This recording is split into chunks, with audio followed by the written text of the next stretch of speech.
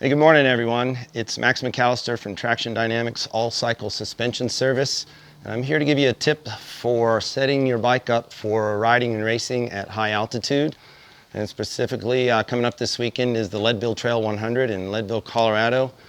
So if you've flown in from out of town with your bike, like virtually everyone has, that's going to compete here this weekend, one of the most important and highly neglected setup areas of your bicycle for the race is your suspension settings, and in particular your air pressure.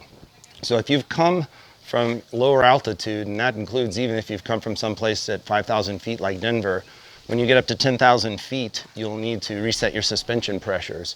Effectively, because there's less atmospheric pressure when you're at 10,000 feet, your suspension is going to be harder and stiffer. So your bike won't sag and it won't be soft and compliant. So be sure to carry your your suspension pressure gauge, and reset your front shock and your front fork and your rear shock. If you don't have this, be sure to go to a bike shop and get it done, and particularly if you're not familiar with setting your sag.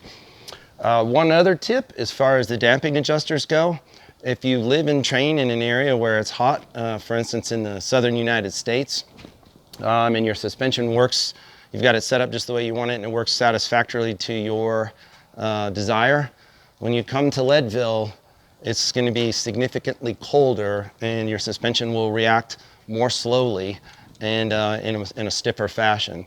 So in particular, you'll need to open the rebound dampening on your suspension, fork if you have a hardtail and shock if you're on full suspension.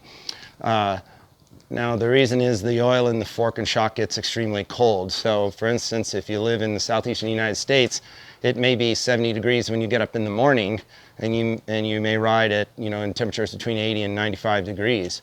In Leadville, it's never going to it gets to 72, or once it got to 75 or something the years I've raced here. So, but it will be guaranteed 40 degrees or less at the start. And as you roll down through the first 7 miles of the course, 5 miles on pavement and 2 miles on the ranch land, moving into the wind, your suspension in your bike will get even colder. So historically, my Garmin reads about 26 degrees when I get to the bottom of the first climb at St. Kevin's. So in those conditions, your fork and shock, if you have them set for hot weather, will be stiff as a board and slow to respond and won't act properly.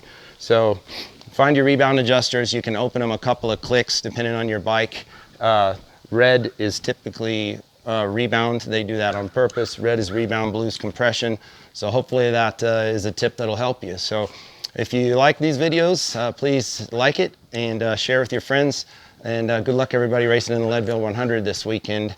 And watch for a video I'm going to do here today on all the stuff I do in cases of emergencies, and how I'm going to get around, MacGyver my way out and get to the finish to get my belt buckle. So thanks a lot.